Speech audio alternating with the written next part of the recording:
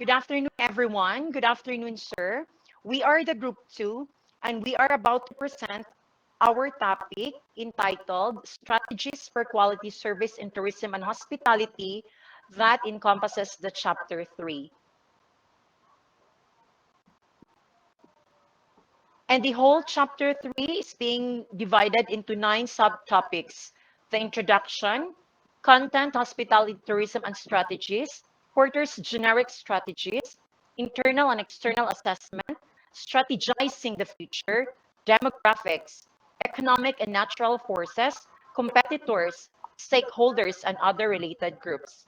And to begin with, it's going to be our group leader for the first part, Mark Louis Inoc.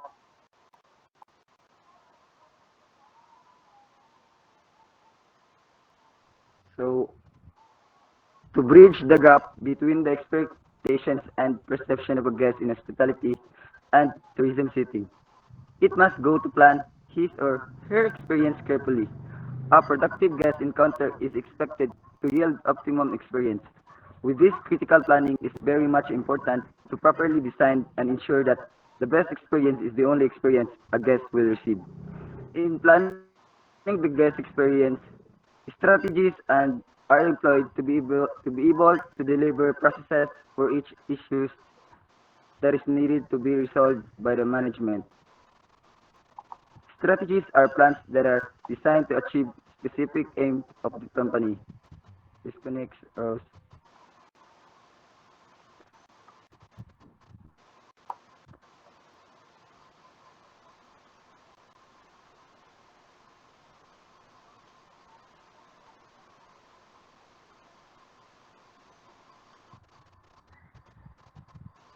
Next, Nicolas.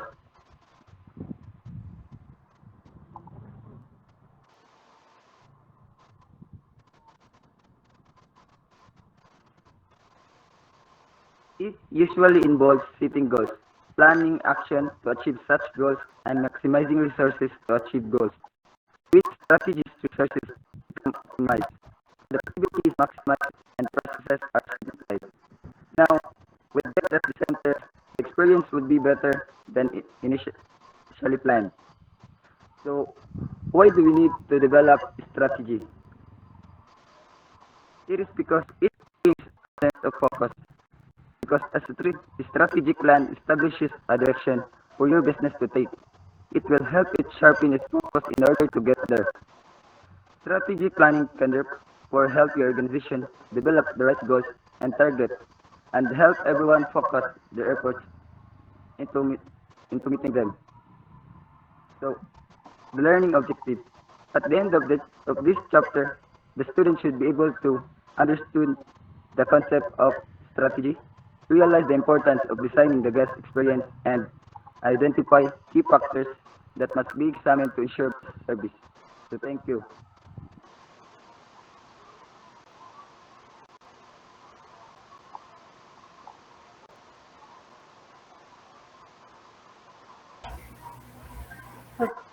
Hospitality, tourism, and strategies. Hospitality is the relationships Sure. between a guest and a host, wherein the host receives the guest with some amount of goodwill, including the reception and entertainment of guests, visitors, or strangers, like making the bed for someone staying at your house. Tourism is the Navarro. activities of people traveling to and staying in places outside their usual environment for leisure, business, or other purposes for not more than one consecutive year. Like when someone goes on vacation or the businesses that cater to visitors, it is also the act of traveling or sightseeing. Strategic planning has been utilized extensively for developing tangible products rather than used in service-related industries like hospitality and tourism. By utilizing strategies, a company is able to identify its competitors while satisfying the needs and wants of its guests. We use strategy and tactics in every simple ways every day without realizing it. Like if you're planning a trip from Beirut, Lebanon to Tunis, Tunisia, you need a strategy to get there. Next, please.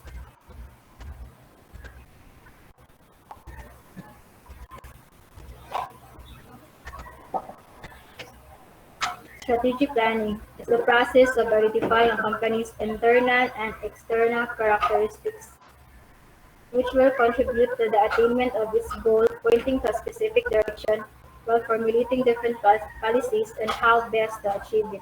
Strategy also involves answering many questions such as how do you plan to travel by airplane or by boat, and etc. Um, there are three elements in strategic planning.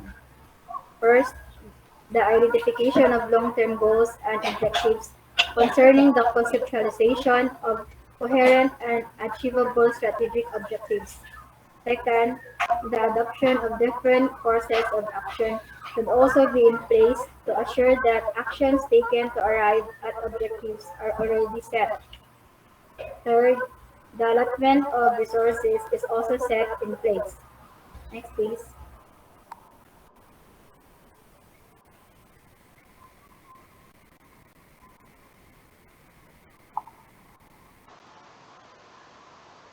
Okay, so since we are already talking about strategy, the report that I am going to be tackling is about Porter's generic strategies. And by the way, this strategies is being developed by one of the famous economists, which is Michael Porter. So before anything else, we need to know first about this guy, so we can really say that he is really most credible when giving this kind of strategies. So Michael Porter, or Michael Eugene Porter, is an American academic known for his theories on economics, business strategy, and social causes. He is the Bishop William Lawrence University professor at Harvard Business School, and he was one of the founders of the consulting firm, the Monitor Group, and FSG, a social impact consultancy. So by reading and understanding alone his kind of achievements, then we can therefore say that he's really more credible, or most credible person to give us this kind of strategies. So he proposes three types of strategies. And the first two, in which I will be discussing about. The first is the what we call cost leadership strategy. So this is focusing on increasing profits by reducing operational costs and charging lower prices. So the keyword there is the cost. So it's being said that for a company or industry to be able to maximize its potential and be able to really gain more profit, then they must really be conscious about their expenditures. So they need to cost cut, or dapat mag-cost cutting sila in order nga mas maka-yield gini siya og maximum profit. Kay of course, that's the primary goal of having business, right? To really gain profit. So dili daw successful, that particular business or industry will not be successful if you're not being mindful of the cost or the expenditures that you're having for your company. So for example, an economy hotel charges low rates but has only basic amenities for regular guests. Each room will typically have a standard bed, color television, air conditioning unit, and private bathroom. Wi-Fi connection is optional. So say for instance, I am a guest on that particular hotel. So if I'm only willing to pay what is intended to be paid for an economic type of accommodation, then therefore I should not expect to have the luxury of having Wi-Fi connection. However, if you are more than willing to go what is being offered on that economic accommodation, then you must have to add on para mas ma-enjoy nimo ang benefit of having that Wi-Fi connection. Anyway, even if those companies or hotel establishment is being mindful of the kind of accommodation nga ilang offer, but at least it's the basic types of amenities nga you can expect nga imong gibayran. Kay kung nag-expect, kung gabayad na kaani nga amount, dili ka mag-expect nga you are getting the 5-star types of amenities, sa usa ka accommodation. So this is the strategy that is being developed by Michael Porter as the first one. Second is differentiation strategy. So this one focuses on making a company's service being attractive and unique in comparison to those of its competitors. So the keyword there is being different. So when you are having a lot of competitors, for you to stand out, you really have to be different. You must offer something that is unique, something that is not on the table. Why is that so? Because if you're just going to offer exactly the same thing as what your other competitors is offering, then dili gyud na siya makapa-stand out nimo kay pareha raman mo gi-offer. What you need to do is really to be the best among the rest. So that is the purpose of this kind of strategy. You need to be different. You need to be unique in order for you to stand out. So example, use of specialized feature or unique service renowned for its excellent customer service utilizing of green technology in its operation.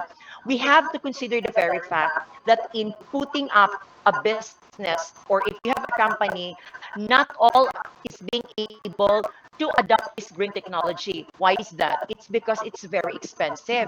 So, but for someone to be able to put up or come up with this kind of technology, which is the green technology, it will make you stand out from the rest. Kaya nga naman, nag-invest yung kag dako-dako, but at least it's a one-time, big-time investment. And in return, mas makita man sa mga tao, makita sa imong mga patrons, makita sa imong mga customers, nga you are really willing to go the extra miles just for you to stand out from the rest. Okay, not everybody, as I've mentioned, not every single company or your competitors can afford to purchase this. But if you do that, then it will make you stand out from the rest.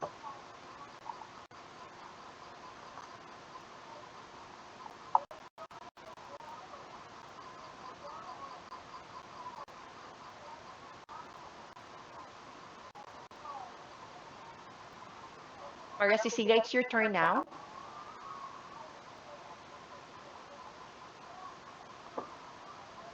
Okay, so the last strategy is what we call focus strategy, and Maria Cecilia is going to report that one.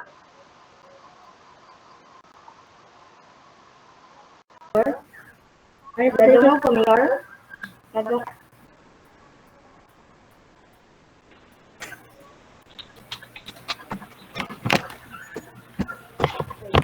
Wait.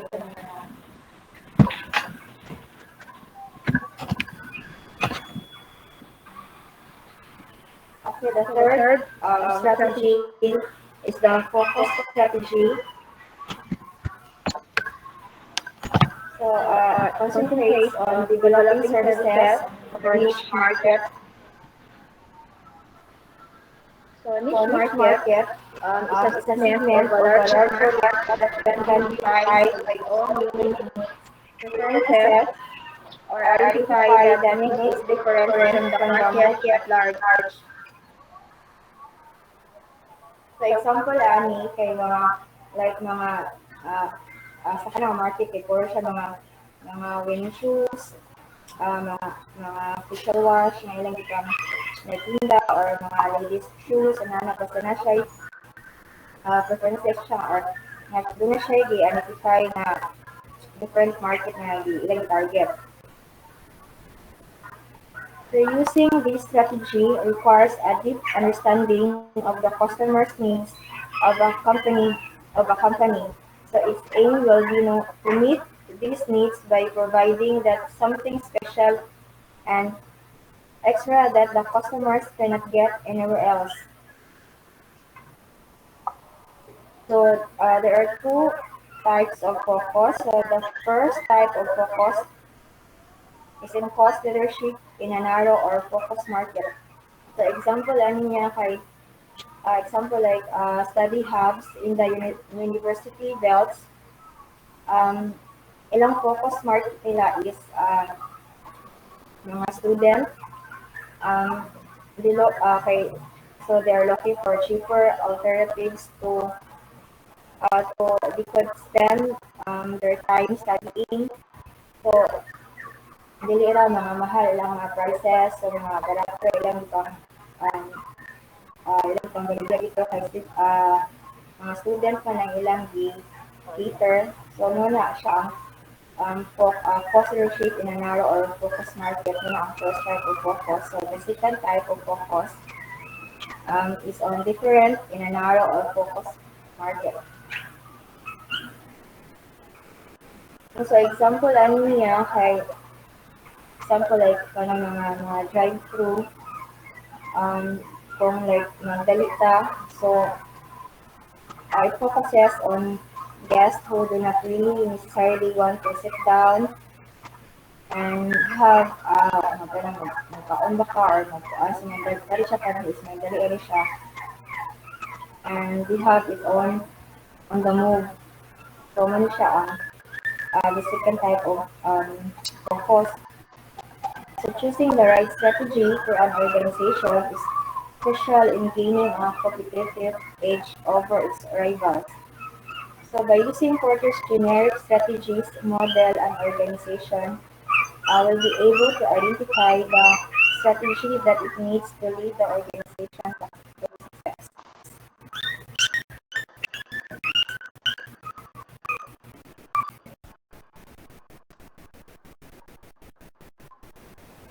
Okay, so next, thumbs up if madungog ko.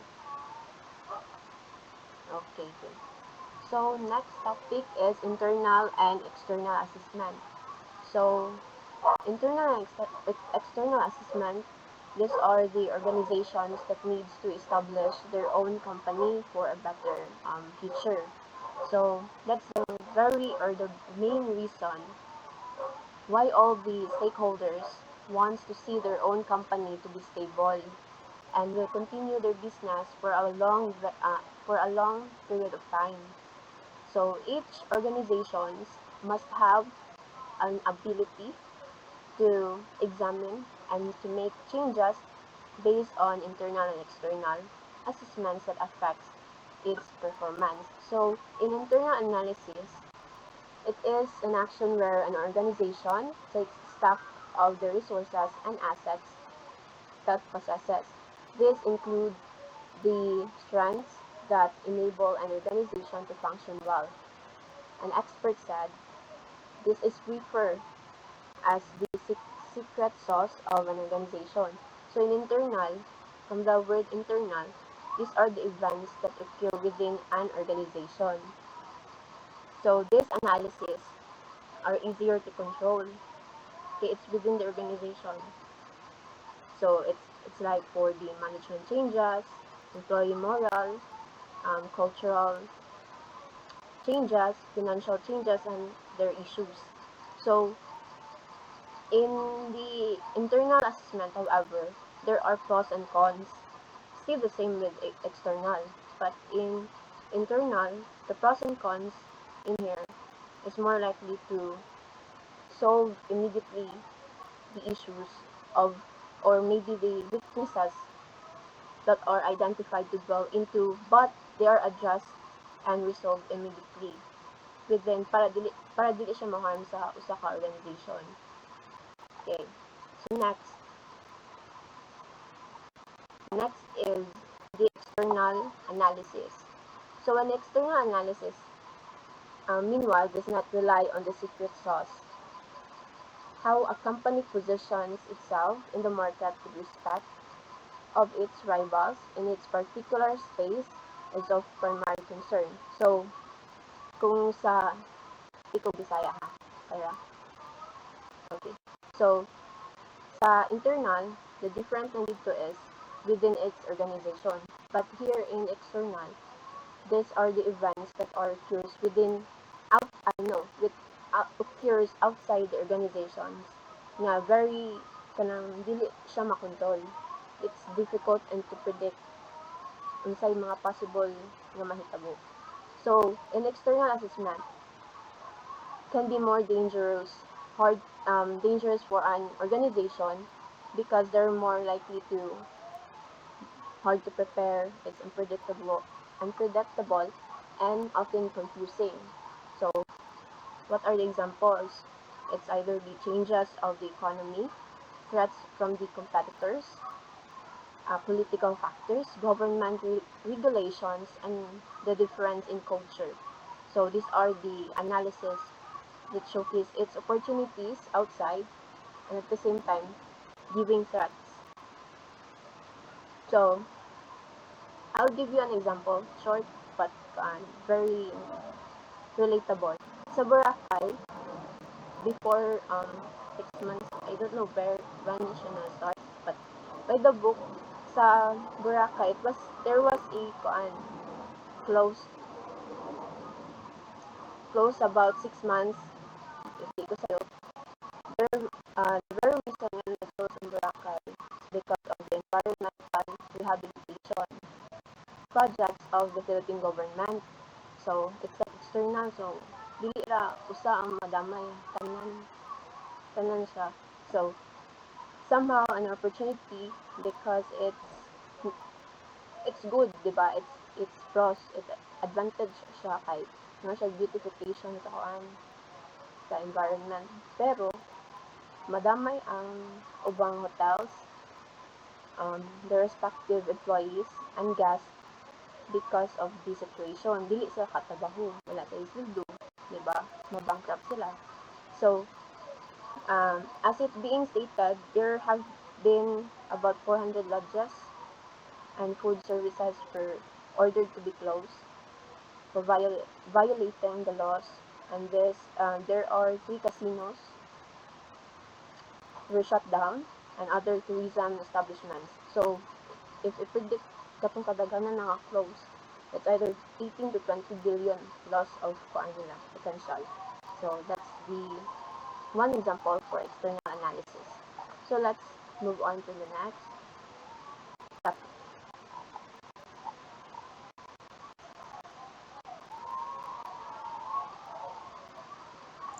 So, strategizing the future.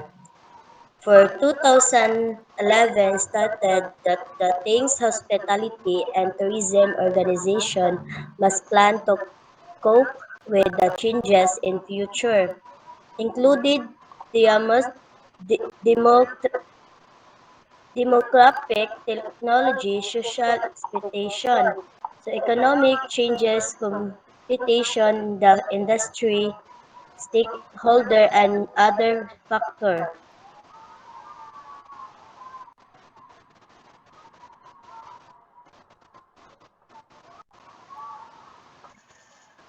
So next is demographics. Changes in the workforce and the market of the hospitality and tourism sector will continue to affect the operation of the industry. And this is relevant not only to the service market. So, Park and Yoon made an article titled The Motivation of Korean Tourists.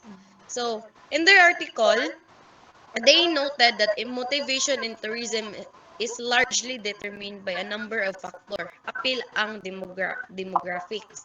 So, the result shows that with changing demographics, their socio-economic characteristics and behavior in tourism, it also changed.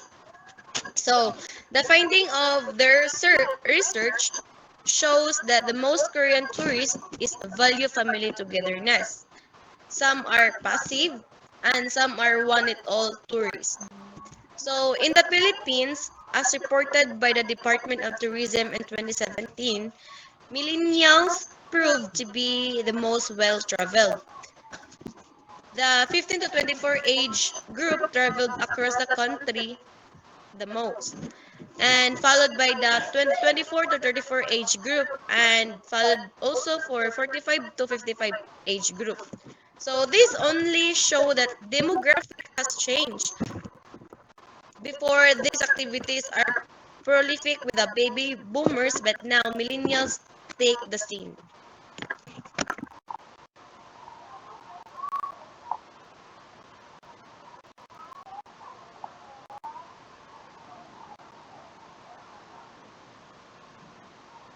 Economic and natural forces.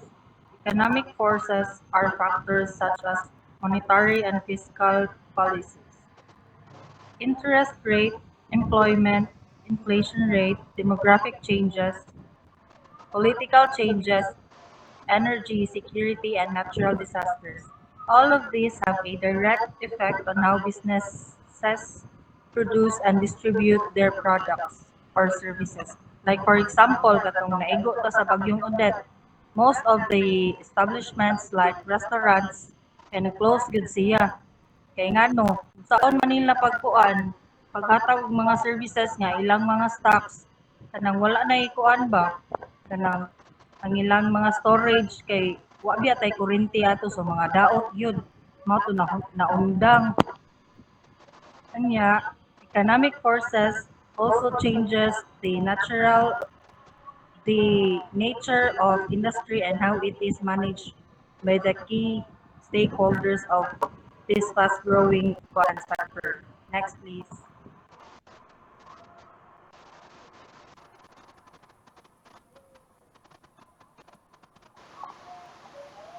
So, in January 2020, Tagaytay, one of the famous places in the Philippines, also suffered a tourism disaster as one of its prized natural destination. So, in Tagaytay, kabaw magita nga dito, daghan sa tourist spots or tourist attraction nga pwedeng laagan. O usa sa pinakadako or sikat nga tourist attraction dito, kaduol dito is Taal Volcano. So dito, nag-suffer sila tourism disaster dito sa Taal Volcano eruption noong January 2020. Niubos ang ilang turismo dito. Sa first 3 months of 2019, ang tourist visitors niabot og 6.9 million nga nikalit kini og ubos sa 7.5 million tourist visitors in entire 2018. So sa giingong tourist disaster nga niabot pag 2020 kasagarang areas sa Tagaytay ug ang nearby municipalities in Batangas kay naapektuhan ang mga tourism industries kay naglisod sa pagsulbad kung saon pagbangon balik sa turismo. Isa sa reason sa economic downturn sa Tagaytay is tungod sa COVID-19 pandemic. So next.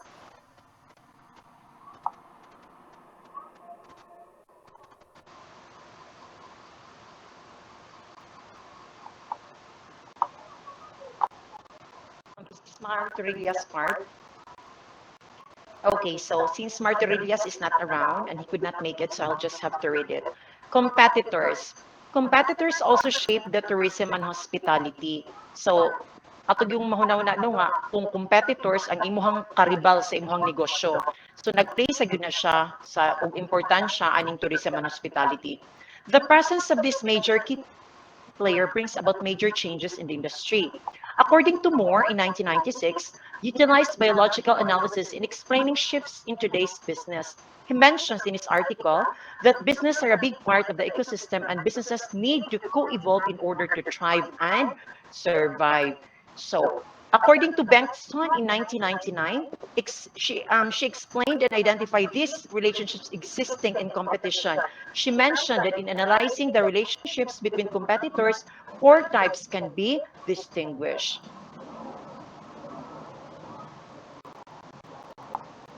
So, first is coexistence exists and social exchanges between competitors. So, kani kunong coexistence, makita kuno nimo sa social exchanges between sa mga karibal nimo sa imong negosyo. As economic exchange and bonds are not present, each competitor knows about each other but does not interact with them. So another relationship is cooperation. So na coexistence, and then this time it's the cooperation, which also exists in the scenario.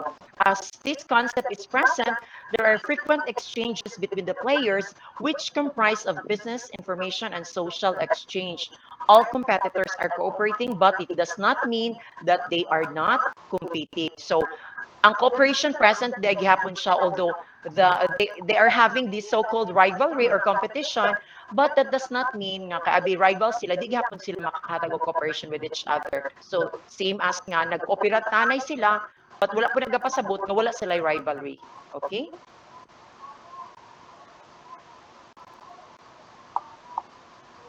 So as expected, competition is another relationship that is based on an action-reaction pattern, which means that if a player launches a product or service, the other competitors will definitely launch a similar, if not the same product with some development. So, ato magino makita no nga kung naa gani usa ka produkto sa usa ka company, most likely po ang iya pong katigi ang company mo put up ginag same product, naraba na ray additional add-on, pero more or less naka-base guna siya dito. Kaya nga naman syempre kay gusto man po na nila good nga kung unsay makater ato nga market, makater po nila on the other hand. Okay? So lastly, a new relationship has existed. It is called co-optation. Simply, it means cooperation between competing players. This relationship includes economic and other forms of exchanges.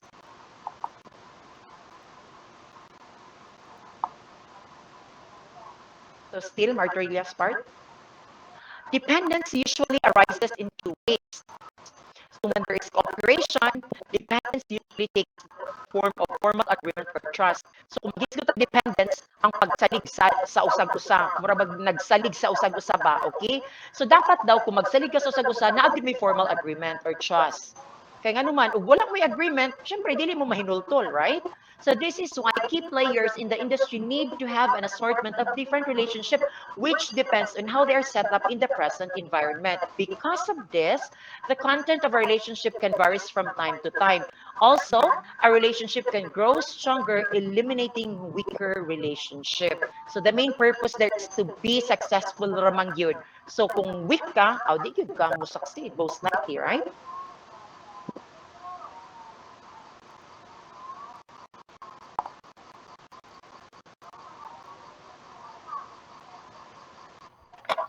So now let's proceed to the other stakeholders and relevant groups. So first, we have resource suppliers. A company cannot continue its operations without raw materials, equipment, and other supplies. This is actually not limited to the manufacturing sector, but it is also an important requirement in service operations, as we established already the concept of service products. The availability of resources can also affect the smooth operations of the company. This is also why there is seasonality in some service operations, as well as the offering of some products, especially food items. Somehow, a disruption in the operation of food items, the resource supplier would ultimately affect the company. Those companies in the tourism and hospitality industry usually identify a selection of existing backup suppliers, which somehow subjects companies to increased costs due to price gouging, aside from the common reasons. This situation usually arises because of natural hazards. So, ang kaning resource suppliers kay this is one of the important factors in business operations kay sila man ang provider sa raw materials, equipment, and other products and services. So next,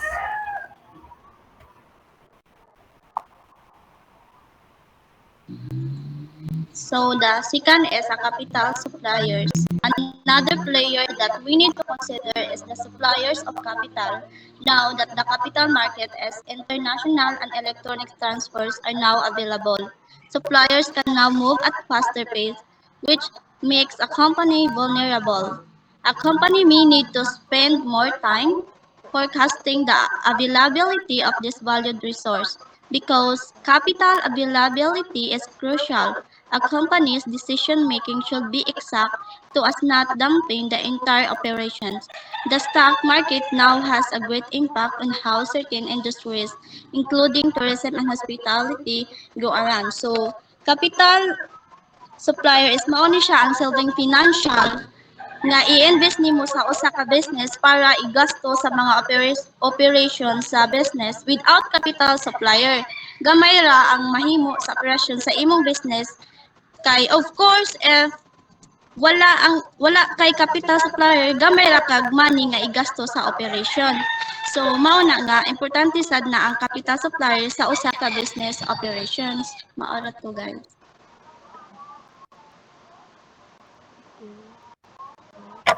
so last, we have labor supply. As the pool of skilled employees is also of utmost importance, as they also shape the market. Chapter 4 discusses issues and staffing and employees' concerns. Without a stable labor supply, the tourism and hospitality operations will be greatly affected as they drive the operations itself. There will be no one man the operation alone and fill the empty slots of retired employees. So labor supply is kanang nagikan siya sa mga employees nga nag-work out sa business operations. They need manpower and business operations. So needed gin siya nga factor nga naa sila ani nga stable nga supply sa sa manpower. Tanan ra sila.